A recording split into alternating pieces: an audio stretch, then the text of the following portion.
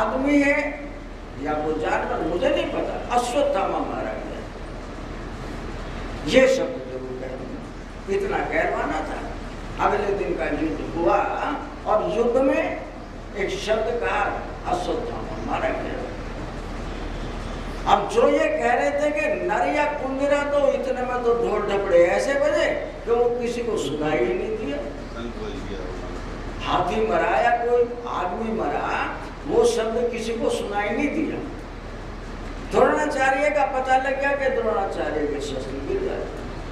भगवान कृष्ण कहते हैं, अर्जुन शस्त्र उठाओ, मारो। वो कहता, महाराज निहत्थे पर मारने के, ये तो पागल हो गया। अरे तेरा बेटा निहत्था ही था, ये 7 महारथी थे, इन्होंने निहत्थे पर वार किया। मानो जोश दिलवा रहे थे, आज बदला लेने का मौका चूकना नहीं। तब अर्जुन ने उसके ऊपर शस्त्र उठाया और द्रोणाचार्य को मारा। उसके बाद पिता भीष्म उससे भी बड़े, वे भी बड़े धनुषधारी।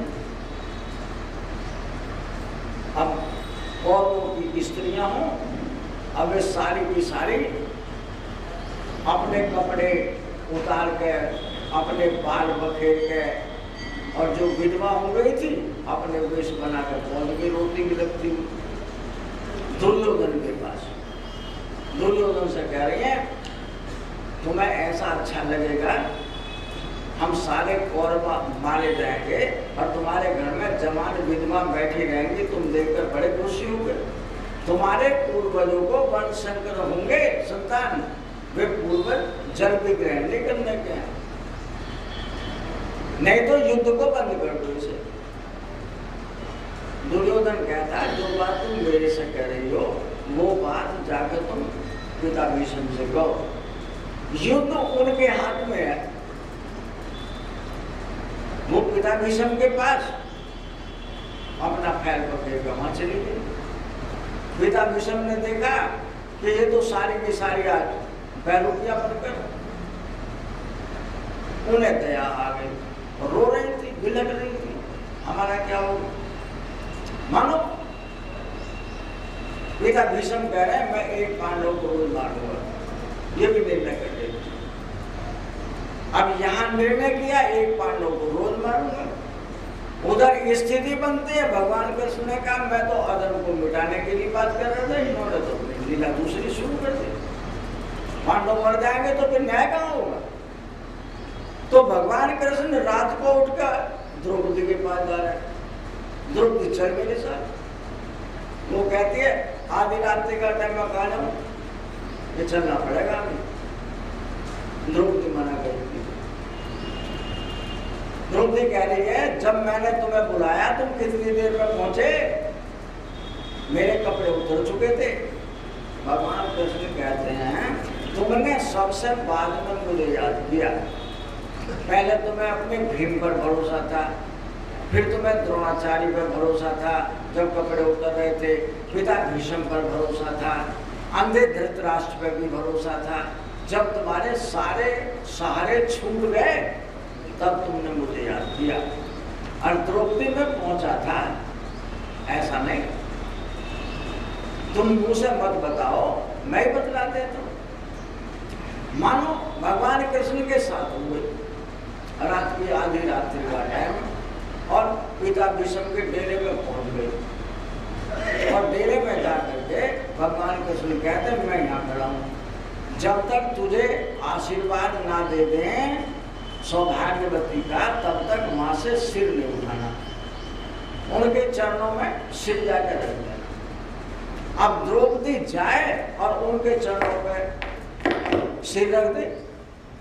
जो उनके चरणों पर सिर रखा, बाबा पिता भीष्म ने समाधि में कोई व्यक्ति हो ना जो पूर्ण रूप में समाधिस्थ होता है, वो ऐसा जैसा टीवी पे पिक्चर देख रहा हो, पैरों में मच्छर काटते रहते हैं, वो खुदा भी लेता है लेकिन उसका ध्यान टीवी से नहीं हटता है। उसके पैरों में सांप भी पड़ा रहे, उसे पता नहीं है, तो भी उसको पता नहीं है, वो अपने टीवी को ध्यान रखता है। ऐसी समाधि वाला व्यक्ति है। अब वो समाधि में अगर परमात्मा के पास है तो सामने को देख भी लेगा, फिर आंखें बंद करके अपने अंदर गिर जाएगा। उसे अपने अंदर में दिखता है। उसने देखा एक स्त्री और रात के 12 बजे हो, आधी रात यहाँ इस टाइम क्यों आई है? मानो मेरे शरणागत है, इसलिए मेरा क्या धर्म बनता है, उसको आशीर्वाद देते हैं। तू पुत्रवती हो, तू सौभाग्यवती हो, तेरे सिंदूर, माथे का सिंदूर कभी ना मिटे। और जब वो सब आशीर्वाद दे चुके, तब वो अपना शीर्षक पल्लू उठा कर कह रही है, बाबा जो तुमने कल बात कही थी वो सत्य है, या जो आज कह रहे हो वो सत्य है?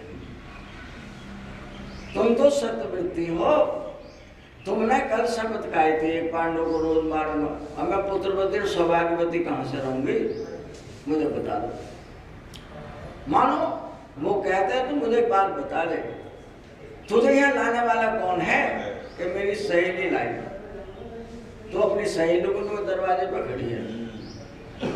वो दरवाजे पर गए और जाने के बाद उसके सिर पे की जो ओढ़नी थी वो खींची, तो चप्पल ऊपर से आ रही थी। वो कहने लगे, ये क्या है? ये चप्पल है। कि दुनिया तुम्हारी चप्पल उठाती है, तुम्हारे पैर छूती है, ये चप्पल ऊपर से, कि ये हमारे भक्त है और अपने भक्तों के हम सेवक हैं, हम उनके चाकर हैं। भगवान कृष्ण कहते हैं हम परमात्मा स्वरूपे उनके सेवक हैं जो हमारे भक्त हैं। कहने लगे, कल तुमने प्रतिज्ञा करवाई थी पांडवों को मारने के लिए और आज प्रतिज्ञा तोड़वाने के लिए आए हो। मैं भी प्रतिज्ञा करता हूँ, तुमने ये कहा था मैं युद्ध के मैदान में शस्त्र नहीं उठाऊंगा। याद रखना, तुम्हें युद्ध के मैदान में शस्त्र उठाना पड़ेगा।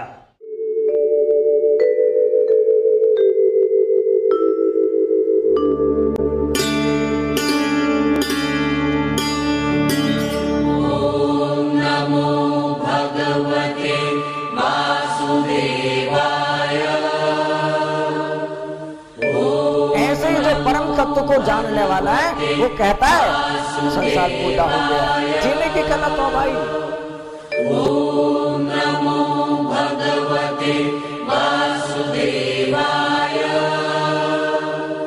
ओम नमो भगवते वासुदेवाय।